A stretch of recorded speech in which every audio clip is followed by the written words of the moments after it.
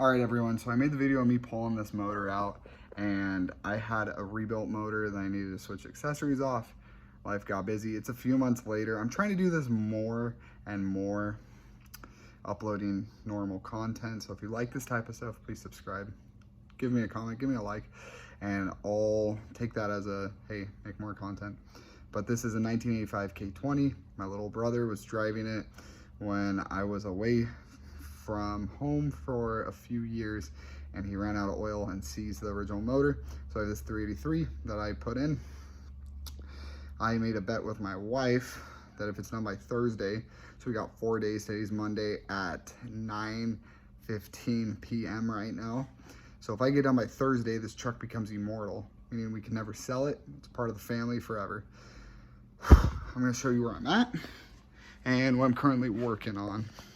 So I got the new motor in the truck, and I just got to plumb it with all the wiring, connect all the bolts from the transmission to the engine, tighten this motor mount right here. The other motor mount's already tightened, but it seems very doable. I know I'm going to run into a lot of issues. I'm going to have to get creative on how to get this running by Thursday. And I'm going to school. I got a family. I can't just come out here and play non-stop. I'm getting a master's degree, but I think it's very, very, I don't want to say very doable, but we'll see. Okay, so you have to put the engine and trans mount, there's two right there, boom, boom. But we're down here to show you this flex plate that connects to the torque converter, and this is an automatic transmission, but there's 3 bolts, so you have to spin the motor over, put the blue Loctite on them, and then get them snug. I just snug lugged them. Not gonna lie, you could fit a torque wrench in here. Kind of a pain though. This is what you're working with. So I just gave them the old snuggle wugga, and there's a Loctite on it. I can live with that, guys. I'm pretty content. And then I wired oh, this is gonna be upside down. All right, now we're level again. Wired the starter wires back down. Man, it's coming together. And I got the mount over here all tightened up. So all the mounts are good. The mount over there was already good. Tightened up the trans mount back here too. I replaced the trans mount because the old one is right here. And she's seen better days. It's been a while. That's all I'm gonna say. So that's where I'm calling it quits tonight. Monday night, we have that cut off Thursday. We gotta do something about exhaust. Gotta do a lot of figuring out about fuel issues, buy some parts, but overall it's going good. Okay, it is Tuesday. I'm feeling pretty good. I was really struggling because this carburetor is a double pump. I was kind of tired yesterday trying to figure out, oh, how am I gonna get it? They just sell these. This is actually the wrong size one. I need to take this back to O'Reilly and get the longer one if I'm getting that ball rolling. What I need to do today is start plumbing everything back to the original location. Get the power steering lines hooked up, make it all look like a motor from the top, and we can go from there with it. Okay, so this is the battery ground. I'm gonna get this snugged up and call that a day. Next, we're gonna hit the power steering lines just because I want to get those out of the way. Okay, so this is your power steering pump right here. You got these 2 hoses that run off there and go into the rack. Make sure that your O-rings are good. I should really replace these, and it's probably gonna leak, but it's easy enough in the future for me to just go zip and switch them out. So I'm just gonna snug these up, not anything too crazy. All right, so I made a list because I felt myself getting a little scattered.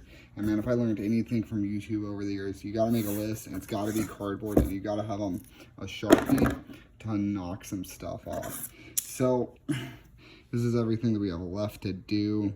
Just a lot of small little things.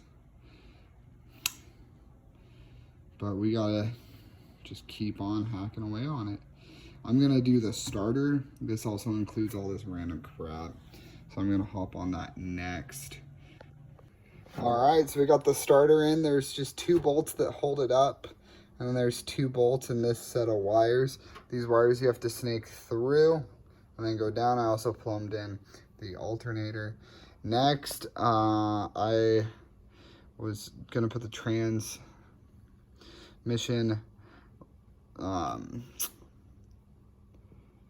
dipstick in. There we are. Yeah, I'm gonna put the transmission dipstick in. And then I gotta run this hose for the carburetor with it also. So I'm trying to get everything plumbed for that. So we gotta feed that down. Okay, so since I have a new carburetor, the old setup's not gonna work. This is aligned to the transmission. It's an automatic transmission. And this is the fuel line. I just bought one of these Harbor Freight ones. I'm gonna cut them off so I can put hoses on there. And I also have to do this brake booster line, which is that one right there. So I'll have to cut that off to make sure that all the hoses will fit to the carburetor and to the distributor and the fuel line and the brake booster. So that's what I'm working on. All right, everybody, it's Wednesday now. We got till tomorrow to try to get this motor running. Once again, this is a Rebel 383. It's never ran before. Should run, in theory. So we got quite a few things to do. I'm gonna show you the list. It's all the little things that add up on these projects, man. All the trips to the store to get more hose or more, yeah. But it's going good. We'll just keep plugging away at it. I'm just here, I'm gonna snake down the gas tank to see if I have to flush it, if I have to pump it out, what's going on with it, if it's rusted. I hope it's not rusted, but we'll see. Okay, so that gas tank is bone dry, which is great to see, so I don't have to pump it out or anything. Oh, come on. Yeah. That's, oh. It's not bone dry. We gotta pump it out. All right, the crackhead special, man, free gas for life. I'm just draining out this saddle tank. So there's 2 tanks, the other tank's over there, same spot. And this is super old gas. You can just smell it. It's 5 years old, so we got to get that out. And then I want to go dispose of this properly and then fill that up with probably like 10 gallons of good fuel. And I think that ratio should be good. Some 91 octane to try to offset any lows. This side of the truck's the bad side, by the way. She needs a little buff. It will buff right out. Oops. My mistakes have caught up to me. Oh, plants love it. So cute. All right, this is the transmission to carburetor line, and then that's the trans fill slash dipstick line. I'll show you top side what they'll look like. You just drop them in through right there. It just kind of snakes down. Don't get discouraged. It's kind of a pain. And yeah, this is the passenger side of it. My drive shaft's right here, just trying to give you some reference. It's right there on my setup. This line right there, that is the, no, that's the trans line. That's the dipstick. And then this is gonna scoot over a little bit. Dang, I'm like falling over here, man. Whew. It's like 9 o'clock here. So yeah, but yeah, this hose I'm gonna cut to size for the carburetor. See that wire right there and the trans line? Those actually have a bolt that go through them. I've left it off to this point, so I'm just gonna crawl under there and thread it in. So I made my custom oil priming tool. You can just take a distributor and punch out that pin, and then you just mangle off the top, and I welded a nut on. And I ran it with the good old Milwaukee. So you hook it up, and it drives the oil pump, which is down the distributor hole, and it connects to the distributor via these gears. So let me show you this. And I just primed the motor. I had my dad help me. I don't want to waste his time sitting there filming. So this drives the oil pump right there, and then these gears spin off the camshaft. So that right there. So it spins it. So you take off all this, just a bunch of screws. And then the one that I took apart, it had a press fitting, so I just broke it off and called it a day, and then we'll on a nut. Man, this garage, it's day 3, guys. Tomorrow's the final push. I think I can get it running. I don't know about driving, but that wasn't part of the deal. I'll be very close to driving too. Okay, so this is where we're at. Tomorrow we definitely need to do the fuel line, the fuel filter. I just bought one. Spark plugs, O'Reilly's. I only had 7 of the ones I needed. Need to put the distributor in and time everything. Need to mount the carb. I did crank it over tonight, so the starter is working. We got the oil primed. We got the gas tanks flushed. That took a long time. That's like a 2-hour process. Excited to go dispose of it. Tomorrow's the big day. We got less than 24 hours. Because I don't want to be here past like 9 o'clock trying to fire up a truck. So tomorrow we're going to get it running. Hopefully before like 9, 8 o'clock. Because it's going to be an open header vehicle. So, gonna go home and get some rest. Get back to it. So it is the last day. Today is the day. I believe I got everything. That was most of the time, man. I've done 1 trip to Harbor Freight, 5 trips to the auto parts store, and I think I got everything right here. So we just gotta put it together. And hit the key. And it should fire up, right? Right? Okay, since some of the gas is still old, I bought this octane booster to make me feel better about my life decisions. We're just gonna glug that. Okay, so I'm gonna put my finger on cylinder 1, crank it over. Once it makes pressure on my finger, I notice the compression stroke, and then I'll drop the distributor in. I'm sweating, but I got timing set, the distributor's in, and we're getting there. Next I'm gonna do spark plugs, but before I do that, I wanna show you my timing. Okay, I did it 10 degrees. I don't know if you can see that, below top dead center. Yeah, you can make fun of me. I have like all these nice parts, but then I also have some old parts on here. Haha, COVID, haha, so fun to try to be a car guy. So yeah, I got that there. I just cranked it over until my thumb went poof off. Just got like 2 wires left to snug up, and all the wiring's done. That was so easy. Got the wires on the distributor, you can see right there.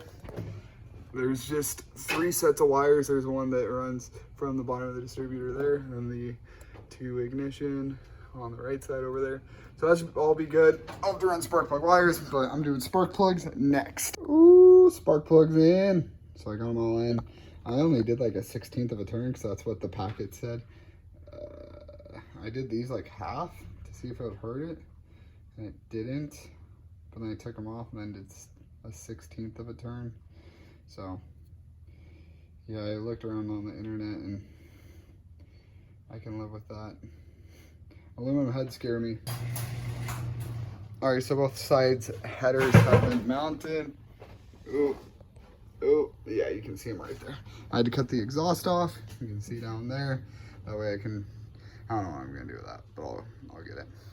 Now I have to put all the wires from the distributor to the plugs, but I got normal life stuff to do. I got a little job to go do, so I hope to be back later. Today's the day that I'm supposed to get this running. Really all I need to do is run those wires and put the carb on, run all the lines to the carb, and then hit the key. In theory, I'm gonna be jacked. Either way, this thing turning over is big news for me, so I'm excited. Guys, it's 7:30. We're back in the garage. The final push. I gotta get the wires right into the plugs. I did realize something too. I still don't have actually that's easy to get to. I have a plug that's missing. Let me get the light. And this head, you can see it's that hole right there. There's a little hole next to the head bolt. Yeah, my headers are freaking mint. I was gonna paint them, but I didn't. So we gotta get these wires ran and then put the carb on and then crank it over. Okay, I got the little spark plugs ran. Now I'm gonna put the carburetor on. Woohoo! Trip number 8 to the store complete. Time to get home, put this on, put the carb on. Boom. Well, I got the studs. I'm gonna put those on. Got all the lines ran. Just need to put the carb on. I need to put these on first. Drop the carb on, hook up the fuel line, dump some gas down it, and yeah. Oof, only the best cuts. I need this for the back post, so I got one there. This goes to spark, that goes to transmission. Just plumb them all in, and then this is my fuel. So that's it. And then I gotta connect right here, my positive, which is just sitting right there. So I'm just gonna plop it down and connect everything up. Oh, and that is the brake booster line. This is the fuel line. And I have my trans right there and my distributor right there. That's all she wrote. And don't judge this, guys. Don't. We're just gonna fire it and I'll clean it up. Don't worry. Don't worry. I'm probably not gonna clean it up. We got the carb mounted. This is super temporary. This setup right here, but it will do for this fire. I'm gonna go ahead. That back there doesn't matter either. There's a lot of wires. Still.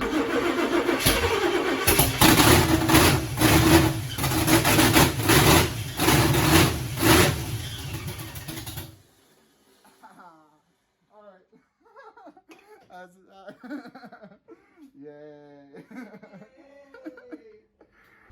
All right, guys, I made it. It ran by the deadline. I just have a few things to wrap up before I can run this vehicle for 20 minutes. I need to hook up the radiator and put the belts on and then connect some bracing underneath. But I'm gonna call it quits here. This is going to vary based off your model, your transmission type, the engine that's in there. Everybody's gonna have slightly different things to go from here. But if you do have questions, go ahead and put them down below. If you like this type of content, I'm gonna be making some content with this square body Chevy right here. This is gonna be my daily driver. I'm gonna be towing to the lake, towing my boat to the lake with it. I'm excited for it. I'll let you know MPG, I'll let you know value, I'll let you know what else I have to do. There's quite a few things. My interior is pretty gross, but it runs now. So until next time, see you guys later.